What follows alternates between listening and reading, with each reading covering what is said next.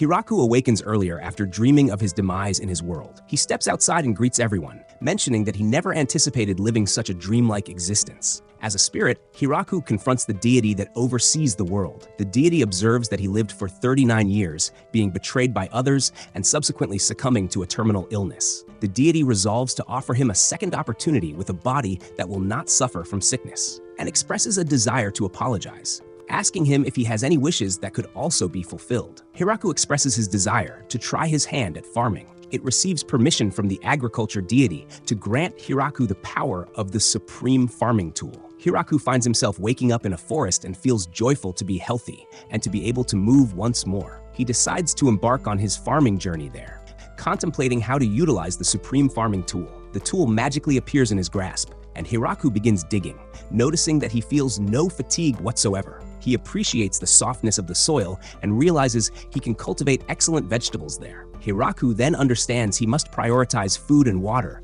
and sets off to explore. He spots a large tree and decides to make it a point of reference and use it as a camp. He searches for a river but cannot locate any source of water. Hiraku then opts to dig in hopes of finding underground water. He summons his tool, which transforms into a shovel, and shortly after starting to dig, he discovers water. While preparing the area around the tree, Hiraku seeks food but finds nothing. Hiraku then notices a smaller tree that will eventually obstruct him and opts to fell it now. He summons his tool as an axe and narrowly avoids being crushed by the tree as he manages to cut it down with a single blow. He changes his tool into a hatchet and then slices the tree into smaller pieces. Before he realizes it, dusk is approaching, and he turns his tool into a magnifying glass. But the sun sets. With no method to ignite a fire, he carves a hollow into the large tree and conceals himself inside. Hiraku fashions some plates and cups. He realizes the moon gives sufficient light for him to see, but then observes that there are two moons, and surmises he must be in another world. In the morning, Hiraku keeps clearing the area around the large tree and cuts down additional trees. He feels it's time to find something to eat, and at that moment a huge monster rabbit attacks him, which Hiraku manages to kill with a single swing of his tool. After consuming it, he decides to construct a toilet and digs a sizable hole with an entrance and uses a tree trunk as a seat. Because he couldn't relax, he ends up building a small cabin around the toilet seat. Hiraku then begins cultivating the land and envisions what he could grow. Once he finishes, he realizes he doesn't have any seeds to plant anything. The next morning, he is astonished to notice that some plants have already begun to sprout, and he wonders if it is because of the tool. He resolves to build a wall and a ditch around the fields to protect them from the rabbits and other creatures. It takes him several days to finish. The plants grow more quickly, and Hiraku hopes that they are something edible and not just decorative flowers. Hiraku then constructs a hut, but since he struggles to lift the wood up, he digs inside of it to allow himself more vertical space. One day, he spots two dogs outside. As they appear a little rough and non-aggressive, he invites them in and offers them some meat from a boar he has just slain. He observes that one of them is pregnant, and after they have eaten, she begins experiencing birth pains. Hiraku realizes she is about to give birth and contemplates what actions to take. He ultimately decides to let them stay in his house while he retreats back to the tree hole for the night. In the morning, he checks on the dogs and notices that the female has given birth to 4 puppies. He provides them with more meat to celebrate this occasion. Hiraku thought the dogs would leave afterward, but they choose to stay. As they enjoy the hut, Hiraku decides to build himself a new home. Hiraku eventually grows some tomatoes and takes pleasure in them. The dogs go hunting and safeguard the premises for Hiraku. Hiraku wishes to construct a storehouse, cultivate more vegetables, and many other things. God chooses to check on Hiraku to see how he is doing, since he feels guilty for giving him a life suited for a sinner. During his observation, he discovers that he placed Hiraku in a perilous forest known as the Forest of Death, and recognizes that he has made another error. Hiraku realizes that while he is preparing the soil for farming, if he desires to plant a particular crop, that crop magically begins to grow. Hiraku is content with his life and acknowledges that it is thanks to the gods who granted it to him. He creates some statues of the 2 gods to express his gratitude. Hiraku decides to experiment with planting some fruits. As they grow, he enjoys playing with the dogs, recognizing that he would feel much lonelier without them. Since the dogs also assist him in navigating back to his camp, Hiraku is able to venture further into the forest and ultimately discovers a river. He plans to create a tunnel to bring water to his site, and first decides to construct a toilet near the river. Hiraku figures out that if he transforms his tool into a wheelbarrow, he can maneuver with it without tiring. He also expands his crop fields by adding more vegetables. He cultivates soybeans and wishes to consume them, but he lacks salt. As time goes by, the weather begins to turn cold. Observing snow on the mountains, Hiraku ponders how frigid it gets here. He resolves to start getting ready for winter by gathering food and firewood. A giant spider appears. However, it is friendly and makes a handkerchief for Hiraku. The spider then chooses to inhabit the large tree and enjoys eating potatoes. In return, the spider crafts him clothing using the animal pelts that Hiraku provides. With the addition of cloth, Hiraku feels more civilized, as he now possesses a comfortable bed, curtains, and clothes. Hiraku decides to name the spider Zabuton. The winter begins. Zabuton no longer descends from the tree, and Hiraku suspects he is hibernating. Hiraku experiences a sense of loneliness, but eventually summer arrives. The small dogs have grown up, and one day they depart, but they quickly come back along with companions. Shortly after, Zabuton appears as well and brings children with him. With more mouths to feed now, Hiraku opts to enlarge his crops once again. Zabuton sounds the alarm, and Kuro guides Hiraku into the forest. Kuro leads him to a little girl who is unclothed and caught in spider webs. The dogs and spiders are cautious of her, but when she calls for help, Hiraku chooses to assist her. As he approaches, she leaps and bites his neck, subsequently transforming into a young woman. Hiraku questions whether she is a monster.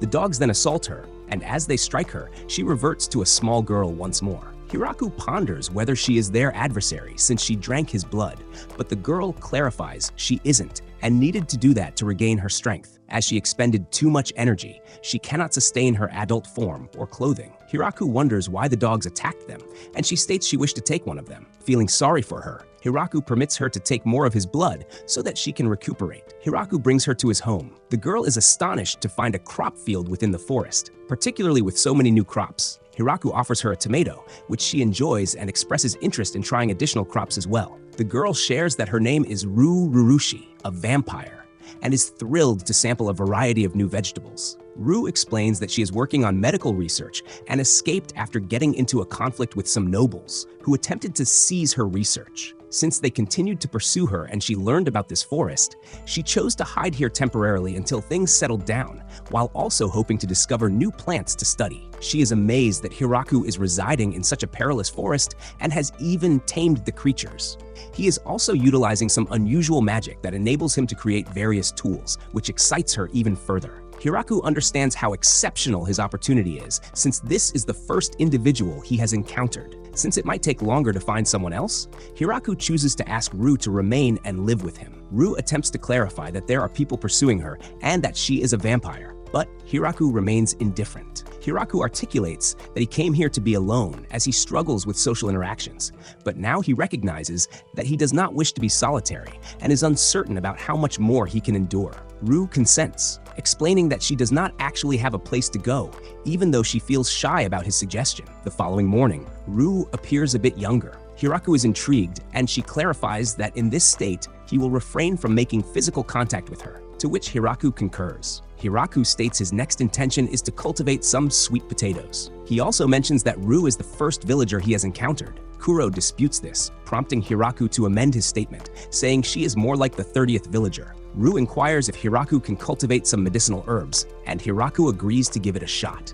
Ru mentions they need to find the appropriate seeds somehow, but Hiraku insists that he does not require seeds. Using magic, Ru assists by placing lights in the toilet and other areas. Hiraku had nearly lost hope in locating salt, but Ru clarifies that one of the soil layers contains mostly salt and is astonished he didn't notice while performing all that digging. Hiraku inspects his fruit garden, but presumes it requires more time for them to mature than the vegetables. Zabuton sounds the alarm, and Hiraku is puzzled about what is happening. He accompanies Ru to investigate, only to discover another girl being ensnared by the spiders and dogs. She apologizes for attacking them and requests Hiraku's assistance. As he frees her, she utilizes magic to heal herself. She then spots Ru and realizes she was concealing herself in the forest and desires to capture her, but the dogs launch an attack on her once more. Hiraku brings the girl and Ru back to his home. Ru clarifies she was in a similar predicament. The dogs are quite merciless, and magic does not really impact them, as they can also evade spells. The girl inquires about who Hiraku is, and, blushing,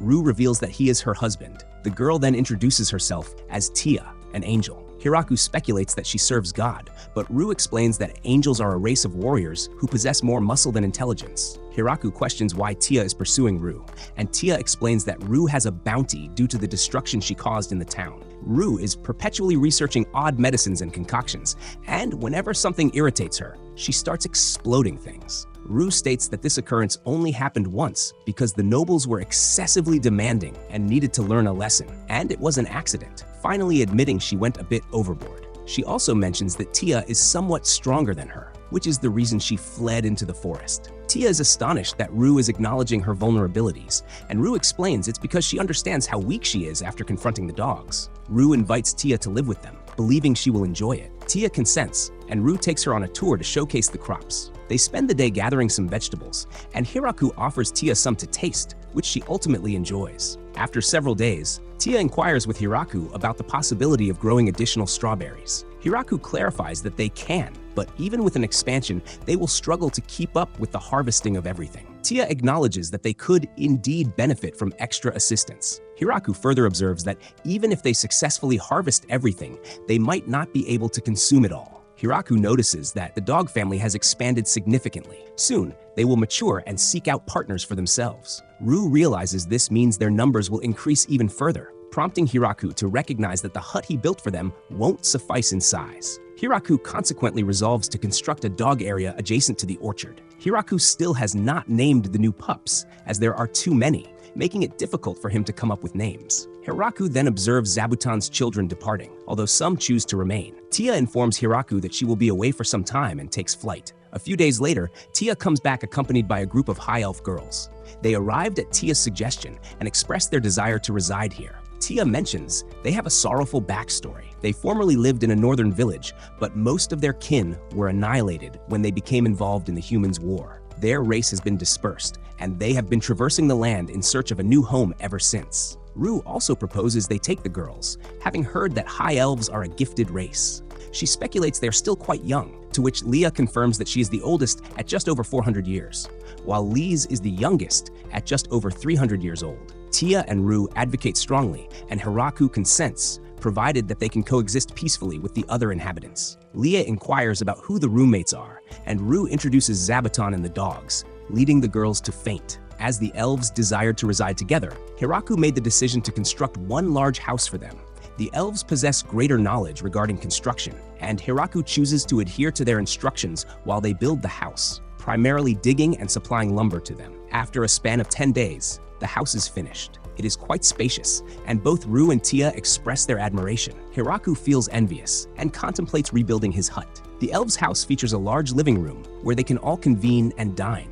On either side of the living room, there are storage rooms. The second floor consists of individual rooms for them. Hiraku is taken aback to discover that the elves also consume meat and utilize fire. His perception of elves has been that they awaken with the sunrise and retire to sleep when the sun sets. They are in harmony with nature, cherish trees, primarily eat berries, and refrain from wearing any metal. Lie advises Hiraku not to undervalue the forest, as attempting to live that way would lead to swift demise. Lie clarifies that they intend to engage in some mining and blacksmithing activities. Hiraku is astonished, as in his perspective, that was the domain of dwarves. Shortly thereafter, they assemble a furnace and begin manufacturing items. With a metal pan in hand, Hiraku feels a surge of excitement, sensing that his civilization is progressing, and speculates that the elves may be capable of anything. Lie points out that there are certain things they cannot accomplish, such as settling down and reproducing. Hiraku remarks that they have already accomplished one of those things, but chooses to remain silent about the second,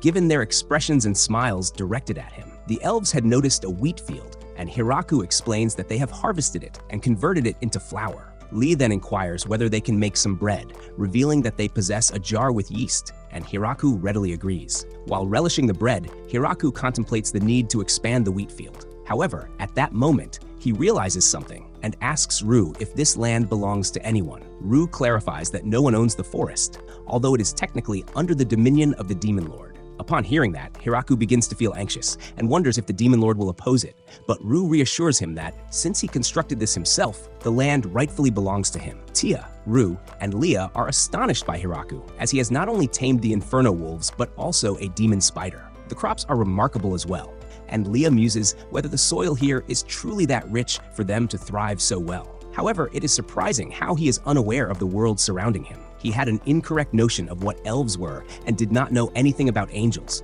leading the girls to conclude that it is more than just a gap in knowledge. Meanwhile, Hiraku is inside his hut, crafting a wooden cup. He realizes that he hasn't made progress on his waterway for some time and wonders if the girls might assist him. Zabuton demonstrates to Hiraku that it has caught a queen bee. Since it does not intend to consume the bee and the bee poses no threat, Hiraku resolves to construct a small home for the bee to create a nest with the hope that he can collect some honey. Tia, who is passing by, is curious about what Hiraku is doing but feels apprehensive about the hive and apologizes for interrupting him. Following that, Hiraku digs a sizable hole, planning to use it as a reservoir, and explains to Leah that he intends to draw water from the river. Leah queries how much progress he has made on his waterway, but upon learning that he has just begun, she suggests they should first decide what material to use for its construction. Hiraku envisions using stone, but Leah clarifies that it will be difficult to obtain. Hiraku then considers wood, but Leah points out that because of the length, they will have to join many pieces, leading to excess leakage. Hiraku eventually opts to use dirt and,